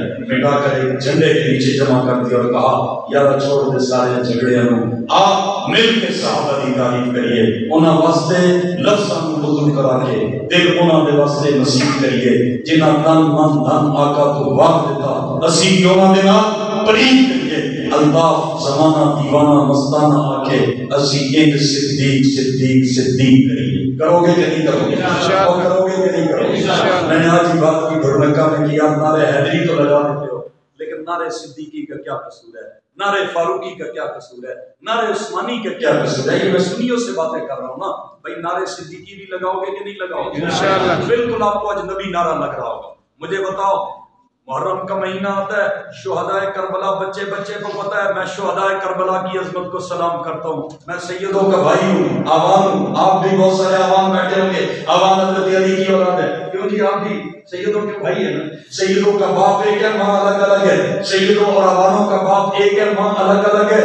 بھائی میں علوی ہوں، میں کیسے شہدائے کربلا کا مخالف ہو سکتا ہوں؟ شہدائے کربلا کی عظمت کو سلام ہے.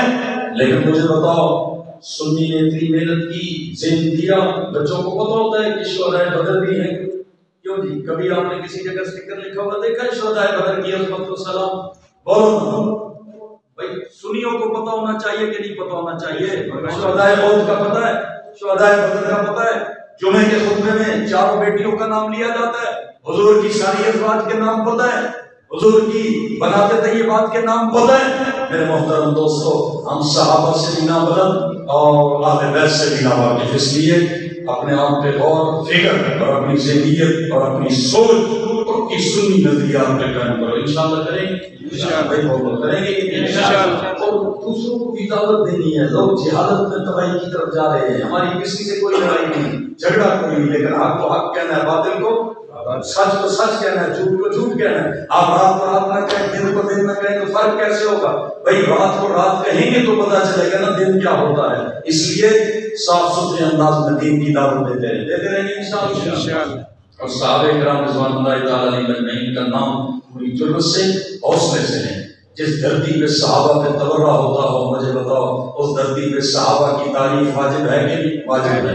جہاں صحابہ کرام رضوان اللہ تعالیٰ علیہ مجمعین کو گالیاں نکالنا ثواب سمجھا جاتا ہو، وہاں صحابہ رسول کی عزت کا پہلا دینا واجب ہے کہ نہیں؟ کوشش سارے کرو گے انشاءاللہ. اللہ کو جزائے خیر عطا فرمائے.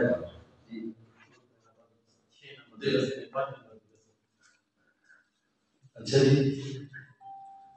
4 بھی 10 چھوڑے، 4 بھی 10 چھوڑے، 6 بھی 10 چھوڑے، پیچھے 5 رہے گا. کیا کہتے ہیں 5 بھی 10 کریں، 5 ہی ہے بس. میں 5 کہتے ہیں نا میں تینوں 5 چھوڑاؤں گا. پنجابی کہتے ہیں نا. دیکھو ایک بندہ مجھے کہنے لگا کہ اہل بیت کو چلو ہم رکھ لیتے ہیں، صحابہ آپ رکھ. میں نے کہا قرآن، حضور، صحابہ نہیں ہے آپ کے پاس، اہل بیت کی نہیں ہے آپ کے پاس. کہنے لگا کیسے؟ میں نے یہ تو اور بڑے مشکل اور خطرناک ترین علاقوں میں تقریریں کی ہوئی ہیں، اس لیے گھبرائیں نہیں، کوئی وقت نہیں. جہاں وہ بالکل سامنے ہوتے ہیں ان کو بھی کی ہوئی ہے، اور ان میں سے اگر ہدایت مقدر میں ہوتی ہے تو اللہ انہیں ایمان کی دولت بھی دے دیتا ہے. الحمدللہ ہم محض لڑائی والے لوگ نہیں ہیں. ہاں کہیں کہیں پیار ہے، کہیں کہیں تلوار ہے، کہیں کہیں غزوہ بدر ہے، کہیں کہیں لال ہجرا ہے، یہ سارا دین کا مزاج ہے. کہیں کہیں پھول ہے، کہیں کہیں شبرت ہے، کہیں کہیں تلوار ہے. کافر کی بھی کئی قسمیں ہوتی ہیں. کسی کو دعوت دینی ہوتی ہے، کوئی جو اسلام پہ مسلسل حملے کر رہا ہے اس کو اسی صورت میں جواب دینا ہوتا ہے. تو خیر یہ تقریریں ان علاقوں میں کی ہوئی ہیں، آپ پریشان نہیں ہوں. صرف یہ یاد رکھ لیں دعوت دینے کے لیے. وہ کہنے لگے کہ صحابہ آپ رکھ لیں، اہل بیت ہم رکھ لیتے ہیں، جھگڑا ختم ہو سکتا ہے. میں نے کہا یہ کون سی بات ہے؟ ہمیں اللہ نے یہ کون سی تقسیم کا اختیار دیا ہے، اتھارٹی دی ہے کہ صحابہ ہم رکھ لیں اور اہل بیت تم، صحابہ بھی ہمارے، اہل بیت بھی ہمارے. اور سبحان اللہ. اب بتاؤ 5 جگہ ایسی ہیں، یہ 5 یاد رکھنا ہے. یہ 5 یاد رکھو گے؟ نظر بھی یاد صحیح. اچھا یہ 5 یاد رکھنا ہے. 5 نمبر یاد رکھیں. 6 میں نے بتا دیے، 4 بھی بتا دیے. 4 کون سے پتہ ہے؟ یاد رکھو. حضور کی سیرت اگر صحابہ کو نکالے تو کتنی انگلیوں میں آ جاتی ہے؟ 4 وہ میں نے بتا دی. 6 نمبر قرآن والے بھی بتا دیے. اب 5 کی بات آ جائے تاکہ 4 5 6 جب بھی آپ سوچیں تو یہ ذہن میں آ جائے. پیکج کا دور ہے، بٹن چلتا ہے. اچھا جی اب یہ 4 5 6 تو 5 والا بتانے لگا. یاد رکھو گے انشاءاللہ؟ یاد رکھو گے انشاءاللہ. سبحان 5 جگہوں پہ وہ اہل بیت کو نہیں مانتا، ہم مانتے ہیں. کہو سبحان اللہ. سبحان اللہ کہو. سبحان اللہ کہو.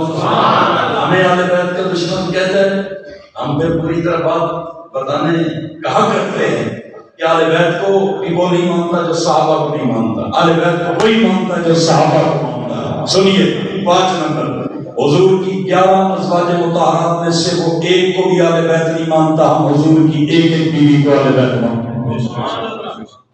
حضور کی 4 بیٹیاں، 4 صاحبزادیوں میں سے وہ صرف ایک کو اہل بیت مانتا ہے. ہم 4 کو اہل بیت مانتے ہیں. حضور کے 3 صاحبزادے ہیں، 3 صاحبزادوں میں سے وہ ایک کو بھی اہل بیت نہیں مانتا. ہم تینوں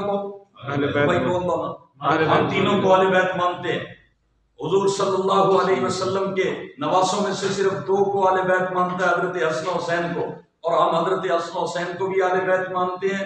حضرت عبداللہ بن عثمان کو بھی اہل بیت مانتے ہیں. حضرت زینب کے صاحبزادے حضرت علی بن ابی العاص کو بھی اہل بیت مانتے ہیں. تو وہ 2 نواسوں کو اہل بیت مانتا ہے. ہم سارے نواسوں کو اہل بیت مانتے ہیں.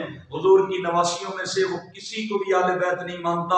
ہم نبی پاک صلی اللہ علیہ وسلم کی نواسی حضرت زینب، حضرت زینب حضرت سیدنا علی کی بیٹی، حضرت سیدہ ام کلثوم حضرت سیدنا علی کی بیٹی، ہم ان کو بھی اہل بیت مانتے ہیں، حضرت امامہ حضرت زینب کی بیٹی حضور کی نواسی، ہم ان کو بھی اہل بیت مانتے ہیں۔ اب ذرا سمجھو، حضور کی یہ 5 نمبر ہے، حضور کی بیویوں میں سے وہ ایک کو بھی اہل بیت نہیں مانتا، ہم ساری بیویوں کو اہل بیت مانتے ہیں۔ 1 نمبر، حضور کی 4 بیٹیوں میں سے وہ ایک کو اہل بیت مانتا ہے، ہم 4 کو اہل بیت مانتے ہیں۔ تیسرا نمبر، حضور کے بیٹوں میں سے وہ کسی ایک کو بھی اہل بیت نہیں مانتا، ہم تینوں ساداتوں کو اہل بیت مانتے ہیں۔ چوتھا نمبر، حضور کے نواسوں میں سے وہ صرف 2 کو اہل بیت مانتا ہے، ہم سارے نواسوں کو اہل بیت مانتے ہیں۔ 4 نمبر ہو گئے، نواسیوں میں سے وہ کسی ایک کو بھی نہیں مانتا، ہم ساری نواسیوں کو اہل بیت مانتے ہیں۔ 5 نمبر ہو گئے، میں پھر دوہرا دیتا ہوں، بیویاں، بیٹیاں، بیٹے، نواسے، نواسیاں، اب 5 جگہوں پہ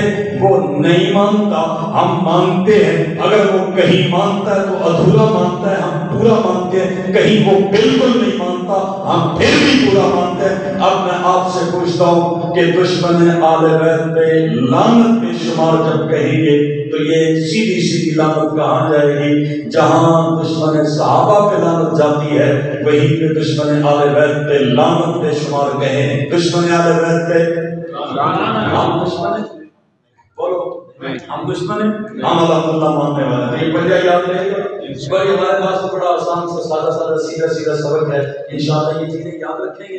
اللہ پاک آپ کو توفیق دے کہ ان کی برکت سے ہوگا، ان نوجوانوں کی برکت سے ہوگا، ان کے حوصلے بڑھاتے رہو۔ یہ آپ کی انشاءاللہ جیسے کھیتوں کو پانی دیا جائے، نہری علاقوں میں بندے خوش ہوتے ہیں، ہم 2-3 فصلیں اٹھاتے ہیں، یہ ہمارا علاقہ نہری ہے۔ آپ خوش قسمت ہو کہ آپ کے عقیدے کے لیے کھیت کو اور عقیدے کے باغات کو پانی دینے کے لیے اللہ نے یہ نوجوان رکھے ہیں، آپ کے عقیدوں کو قوت دینے کے لیے، آپ کی نسلوں کے ایمان کو بچانے کے لیے۔ بچوں کو بچہ سمجھ کے ہونا دور نہ کر دیا کرو، یہ بچے کل کے بڑے ہیں، کل ہم بچے تھے، اکابر کی بات سنتے تھے، آج اللہ نے ان کی جگہ بیٹھ کر باتیں کرنے کی توفیق دی۔ ان بچوں کو بڑا سمجھ کے ان پہ تیاری کرو، کل یہ بچے ہمارا مستقبل ہیں، کل ہیں ہمارے آنے والی امیدوں کا مرکز و محور ہے۔ اللہ تعالیٰ پوری سنی قوم کو یکجان ہو کر اللہ اس ملک میں حفاظ اسلام کے لیے قوت، ہمت، طاقت، توفیق عطا فرمائے، اور اللہ کے جامع سیدنا ابو ذر غفاری جو اس عظیم صحابی رسول کے نام پہ، اور حضرت مفتی جاوید صاحب، مولانا اشرف صاحب، ان کے بعد مخلصین محبین کو بھی اللہ جزا دے۔ وما علینا الا البلاغ۔